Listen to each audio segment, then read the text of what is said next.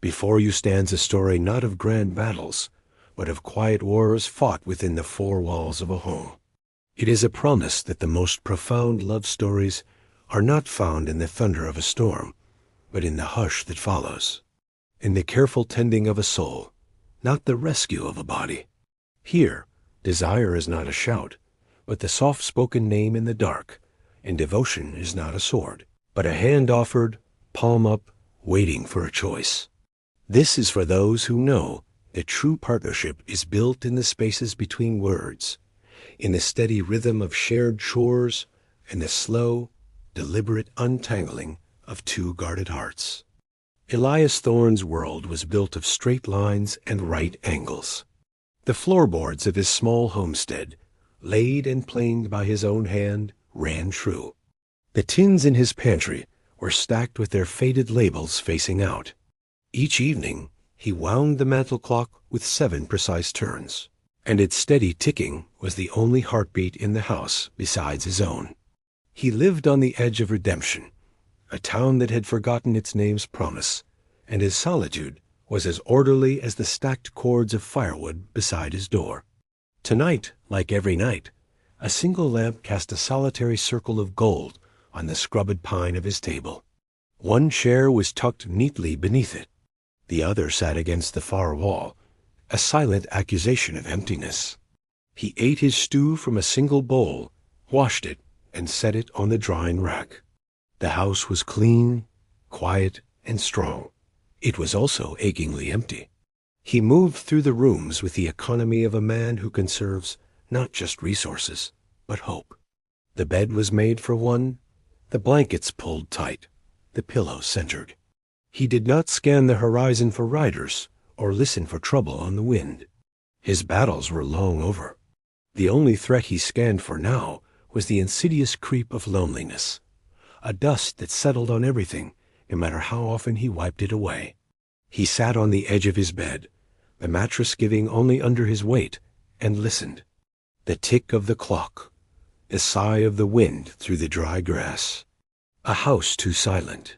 He had built it to be a refuge, a place of peace, but peace without witness was just another name for absence. A yearning, buried deep beneath layers of discipline and duty, stirred in his chest, a quiet, unnamed need for the simple disruption of another's presence, for the sound of a second set of footsteps on his well-swept floor. Cora Bennett stood on the porch of the Thorne homestead, her hands clutching a worn carpet bag that held all she owned.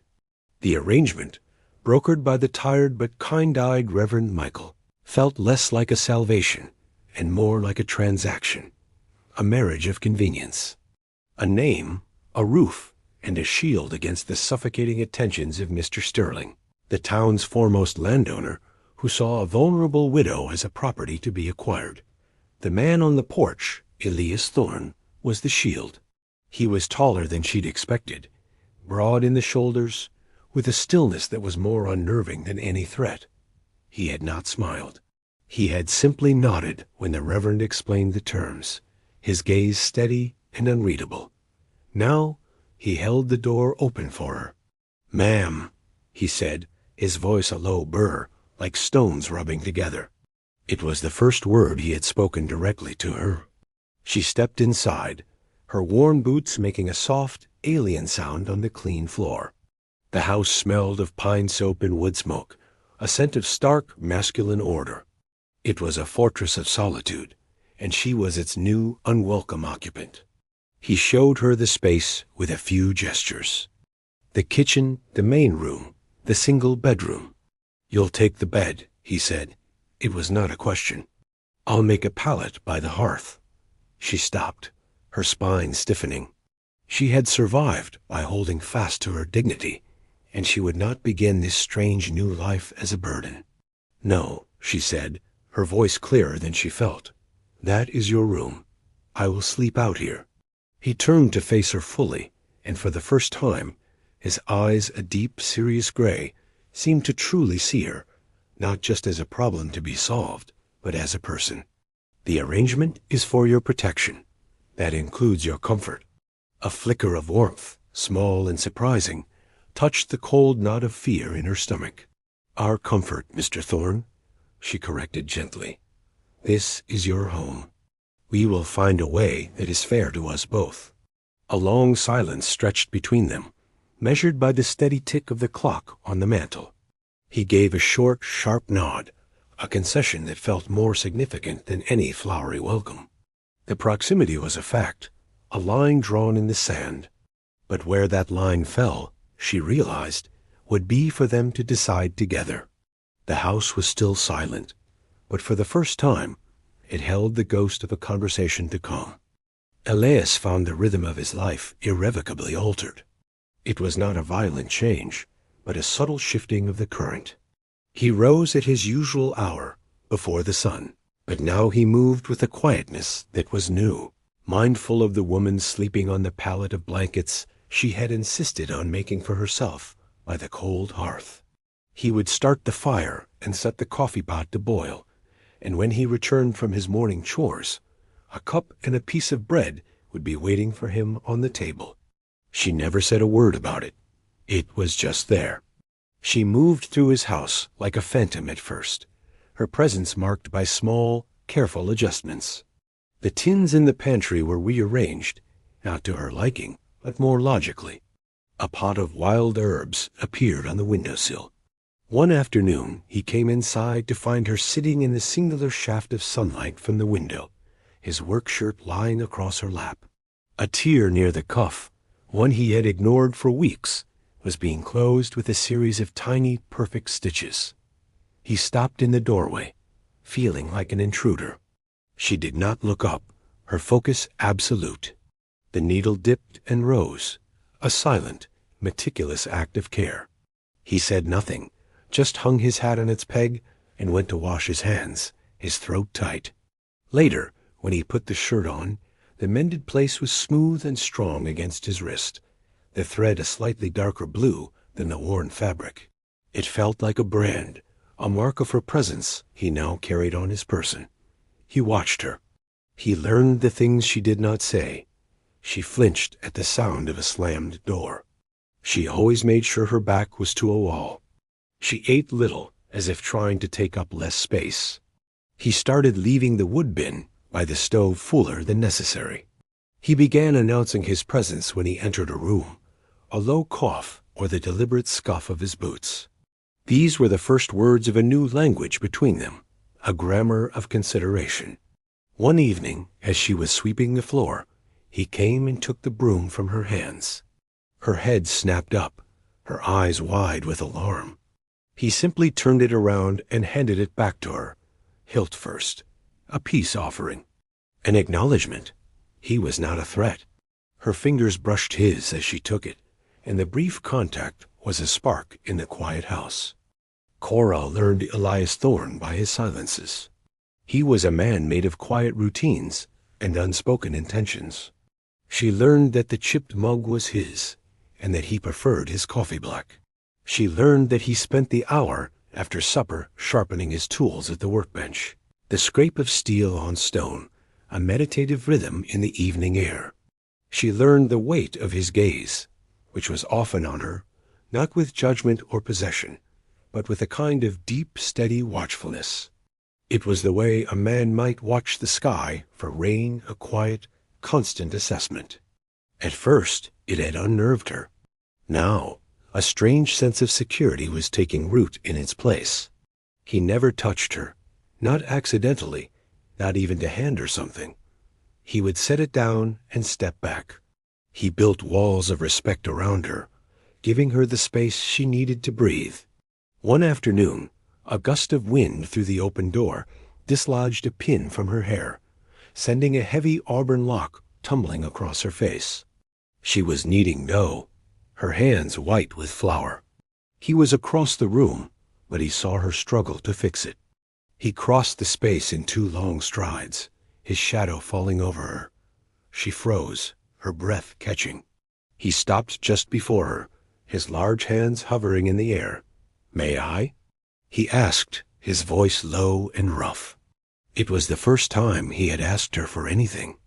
She stared at him, at the profound seriousness in his gray eyes. It was such a small thing, a lock of hair, but it felt monumental. She gave a small, jerky nod. His touch was impossibly gentle. His fingers, calloused from work, were careful as they tucked the stray piece of hair behind her ear. They barely grazed her skin, but she felt the warmth of him down to her bones. The gesture was over in a second. He stepped back, his expression unreadable, and returned to his side of the room. Cora stood motionless, her hands still in the dough, her heart hammering against her ribs. In her past, touch had been about ownership, a claim staked without permission. Elias Thorne had just shown her it could be something else entirely. A question, answered with a choice. That evening, he taught her how to properly bank the fire, so its embers would last through the night. He stood behind her, his voice a low murmur by her ear, as he explained the process, but he did not guide her hands. He let her do it herself. The warmth of the hearth was nothing compared to the slow, tentative heat unfurling within her. The first test came not from a physical threat, but from the sharp-eyed gossip of Mrs. Gable at the general store. Elias stood by the counter, waiting for his sack of flour, while Cora examined a bolt of plain cotton. "A strange arrangement, you two," Mrs. Gable had said, her voice laced with insinuation. "A man like you, alone so long. A woman like her, with a reputation for attracting trouble." Elias had said nothing, his jaw tightening almost imperceptibly. He simply paid for his goods and met Cora's eyes across the room. She saw the flash of anger there, tightly controlled, and anger on her behalf.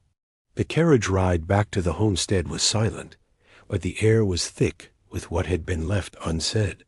The town was watching. Their marriage of convenience was a flimsy shield, easily pierced by suspicion. That night, after their silent supper, Elias did not retreat to his workbench. He stood by the hearth, staring into the low flames. "This is not enough," he said, his back to her. "They will talk. They will make it ugly for you." Cora felt a chill that had nothing to do with the evening air. He was right. Sterling would use that talk, twist it into a weapon. "What do you suggest?" she asked, her voice quiet. He finally turned to face her, his expression grim. "Propriety. We must appear as man and wife." He gestured toward the closed bedroom door. "You take the bed. I told you I would sleep by the fire." "No," she said immediately, the word leaving her lips without thought. The idea of him on the hard floor, while she took his comfort, felt like a profound injustice. Her pride, the only thing she had left that was truly hers, would not allow it. "We will share the room." His eyes widened slightly. "Cora, I will not have you sleeping on the floor in your own Elias." She took a breath, the words tasting strange and bold. "The bed is large enough. We can put a bolster between us." It was a radical proposal, an act of trust that stunned them both into silence. She was offering a piece of the safety he had so carefully built for her right back to him. He searched her face, looking for any hint of fear or coercion. He found only a quiet resolve that mirrored his own. "Only if you want," he said, the words a vow. "Only if you are sure." She met his gaze, and for the first time she did not look away. "I am sure," she whispered. That night, he brought in a long rolled blanket to serve as the dividing line.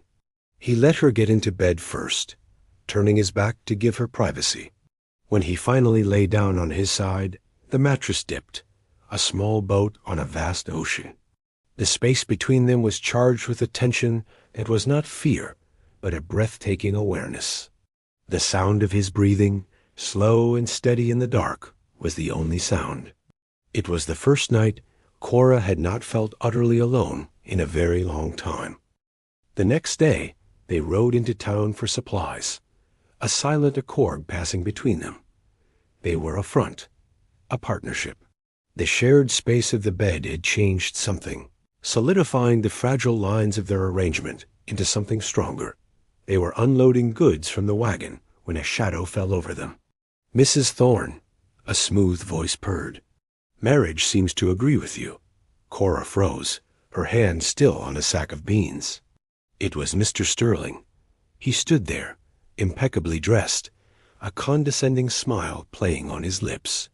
His eyes raked over her, a possessive, familiar look that made her skin crawl. Elias moved without a sound, placing himself slightly in front of her. He did not speak. He was simply a wall, a solid, unmovable presence. "Sterling," Elias said, his voice flat. Sterling's smile tightened. He ignored Elias, his gaze fixed on Cora. "I had thought we had an understanding, my dear.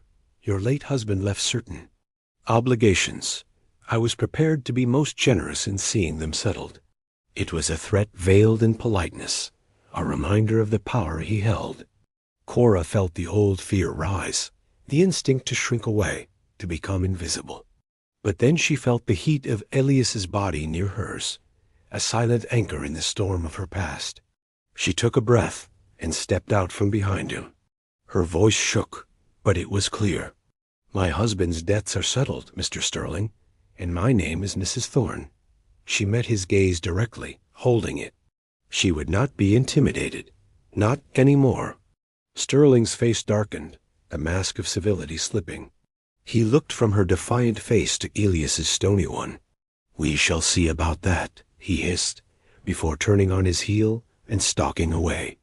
The street suddenly seemed too quiet. Cora's knees felt weak, her hands trembling. Elias turned to her, his expression a mixture of concern and a fierce, burning pride. He did not speak, but he reached out and gently took the heavy sack from her hands. His fingers brushed against hers, a brief, grounding touch. He had been her shield, but he had let her wield her own sword. And in his eyes she saw not pity, but the profound respect one warrior gives to another. The encounter with Sterling left a poison in the air. Back at the homestead, Cora moved through her chores with a brittle efficiency. But Elias could see the tremor in her hands, the way she started at every creak of the floorboards. The quiet of the house was no longer peaceful. It was heavy, filled with the ghosts of her past. That evening, she barely touched her food. After he had cleared the plates, he lit a second lamp, chasing the deepest shadows from the corners of the main room. He did not retreat to his workbench. He sat in the chair opposite her, the table between them a silent shared space. He waited. Finally, she spoke, her voice barely a whisper. "My first husband, he was a gambler. He made promises he couldn't keep, to men like Sterling." She stared down at her hands, twisting a loose thread on her sleeve. "When he died, they came to collect. They saw me as part of the debt." Elias's hands curled into fists under the table. He said nothing, letting her story unfold in its own time. "Sterling, he wanted more than the land. He wanted me to be another one of his possessions. He believes a woman's will is something to be broken for her own good." She looked up, and he saw the deep, shimmering well of her pain and her resilience. "That is why I'm afraid, not of men, but of being owned." It was then that he understood. Her fierce independence, her carefully constructed boundaries, they were not a rejection of him, but a defense of the very core of herself. A piece of his own tightly guarded past loosened in response. "I was a lawman," he said, his voice quiet. "In the territories. I saw too many men use their strength to break things. People, families." He looked at his own hands, large and calloused. "I left because I was afraid of becoming one of them. I thought if I built a quiet place, kept to myself, I could keep that part of the world out." He had confessed the core of his own fear, the reason for his solitude. It was not a desire to be alone, but a fear of his own capacity for violence, a violence he had seen wielded by men like Sterling. They sat in the warm lamplight, their confessions hanging in the air between them. Two vulnerable truths lay bare. The arrangement between them, born of practicality, had just been reforged into something else. An alliance of two survivors who understood without needing any more words, the precious, fragile nature of a person's soul. The bolster in the bed disappeared. It was not discussed. One night it was simply gone, and neither of them mentioned it. The space between them remained, but it was no longer a boundary. It was an invitation. A new, tender language bloomed in the quiet of the homestead. One morning, Cora found a small, intricately carved wooden bird on her pillow. Its lines were smooth and perfect, the grain of the wood warm to the touch. It was a thing of simple beauty, created by his strong, capable hands. She kept it in her apron pocket, a secret token she would touch throughout the day. A few days later, Elias was splitting firewood when a splinter, long and vicious, drove itself deep into the palm of his hand.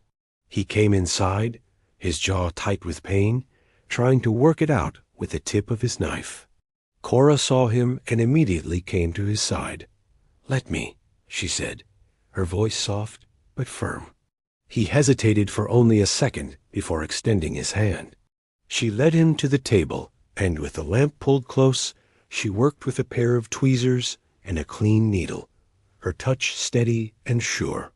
Her head was bent in concentration, a stray curl of her hair brushing his wrist. He could feel her breath, warm and even, against his skin. When the splinter was finally out, she cleaned the wound and wrapped his palm in a strip of clean linen, her fingers moving with a practiced gentleness that spoke of a deep, innate capacity for care.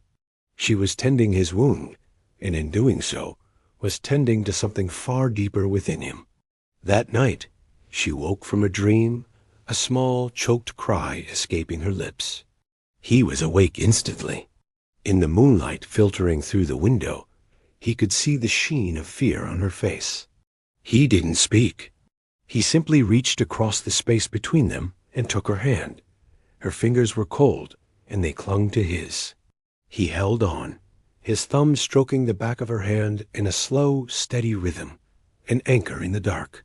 He did not pull her closer. He did not offer empty platitudes. He just held her hand, a silent vow of presence, until her breathing evened out as she drifted back into a peaceful sleep.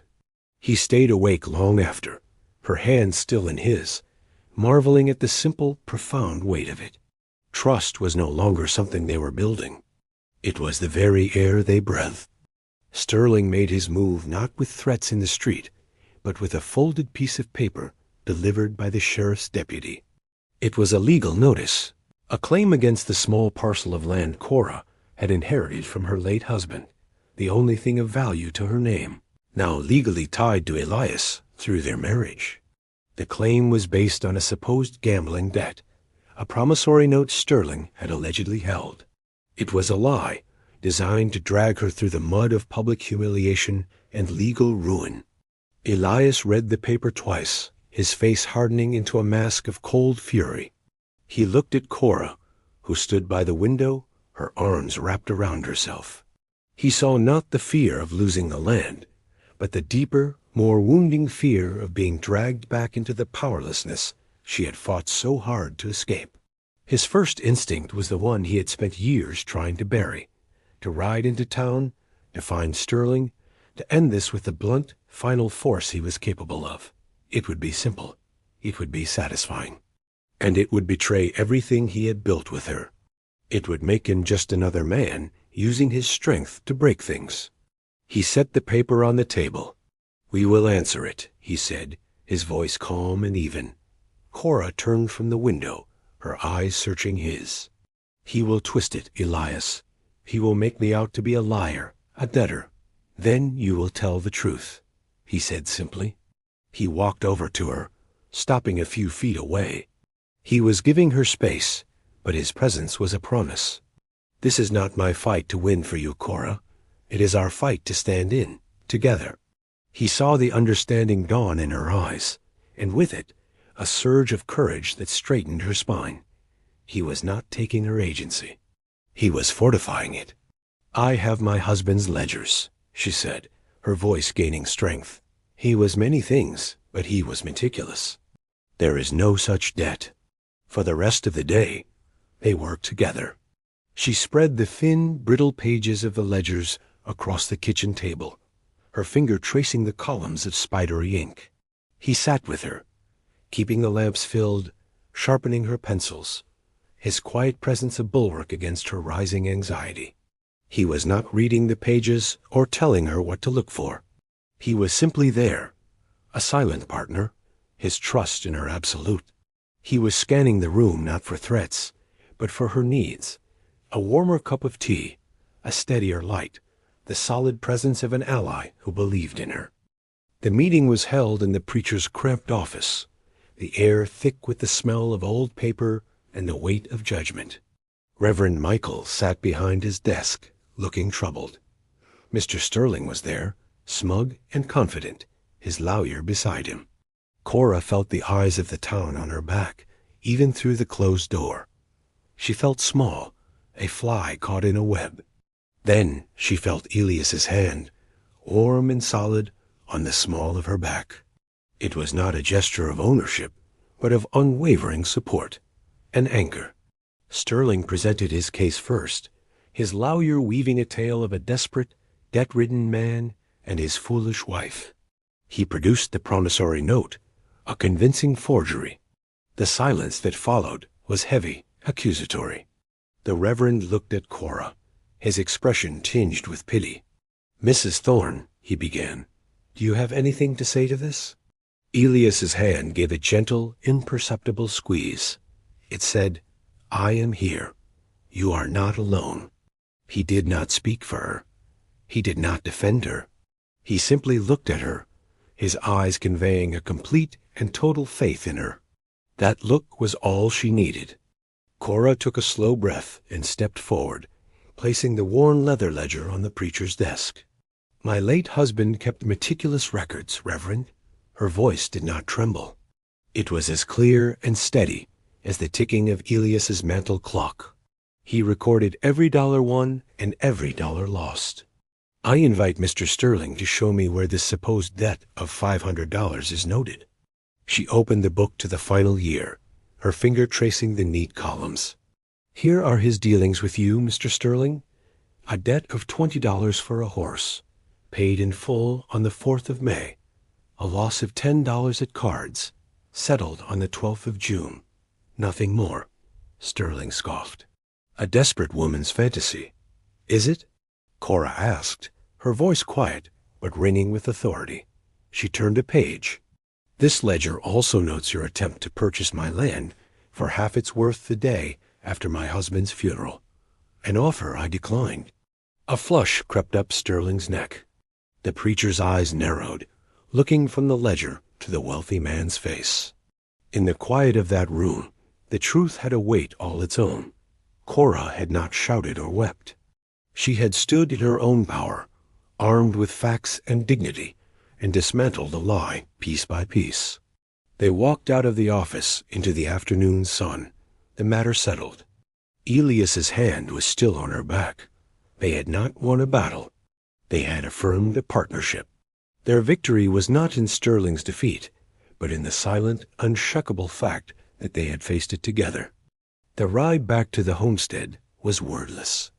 The tension of the confrontation slowly drained away, leaving a hollow, fragile exhaustion in its place. When they arrived, Elias unhitched the horse while Cora went inside. The house welcomed them with its familiar silence, a sanctuary from the prying eyes of the town. The ordeal was over, but its residue clung to them. He found her in the kitchen, staring out the window, her hands gripping the sill so tightly her knuckles were white. He came and stood beside her. He saw the faint traces of ink on her fingers from where she had gripped her pen, from where she had pointed to the truth in the ledger. He gently took her hand and led her to the wash basin.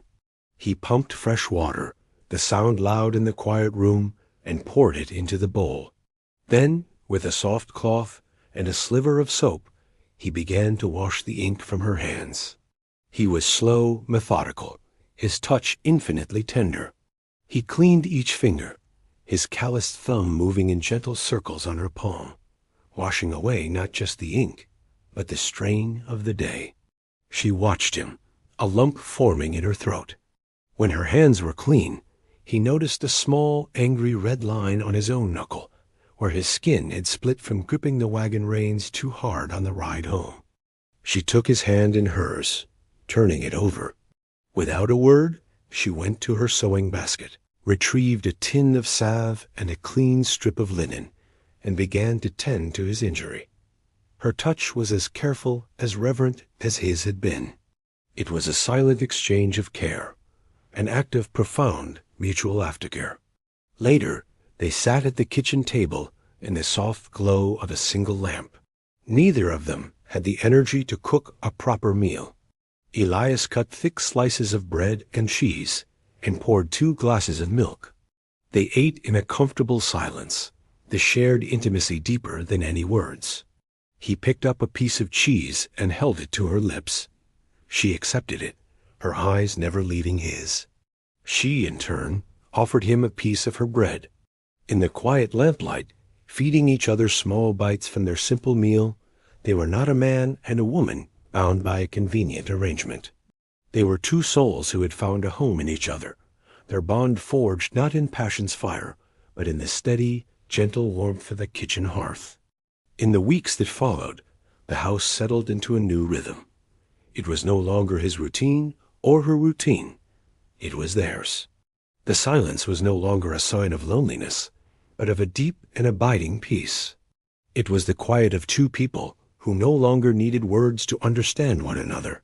One sunny afternoon, Cora was outside, turning the soil for a small kitchen garden near the back door. She was planting roots, both literally and figuratively. Elias watched her from the porch, a half-finished bookshelf at his side, a shelf for the books she had brought with her, which had, until now, remained in their crate. The house was changing, expanding to make room for her, for them. He walked over to where she was working, holding a piece of paper in his hand. It was the deed to the homestead. He had ridden into town that morning and had it officially amended. She stopped, wiping a smear of dirt from her brow, and looked at him, puzzled. He knelt beside her in the rich soil and held the paper out to her. She took it, her dirt-stained fingers trembling slightly as she unfolded it. She read the names written in the clerk's careful script, Elias Thorne and Cora Thorne, jointly. Her breath hitched. She looked up at him, her eyes shining with unshed tears. This house, this land, it was his life's work, his fortress. And he was giving her half of it, not as a gift, but as a statement of fact. "This is our home, Cora," he said, his voice thick with an emotion he no longer tried to hide. "If you will have it, if you will have me." She didn't need to say a word. All the fears she had carried for so long had been gently dismantled, piece by piece, by his quiet consistency, his unwavering respect, his patient hands. He had not rescued her. He had stood beside her while she rescued herself. She reached out, her earthy hand coming to rest against his clean-shaven jaw. He leaned into her touch, his eyes closing for a brief moment. "I'm not afraid anymore," she whispered. It was a vow, a promise, a truth that had been nurtured into life in the safety of his care. He took her hand and pressed a kiss to the palm, a seal on their unspoken future. The sun warmed their backs, the smell of turned earth filled the air, and in the quiet of their shared homestead, 2 solitary souls finally, truly, came home.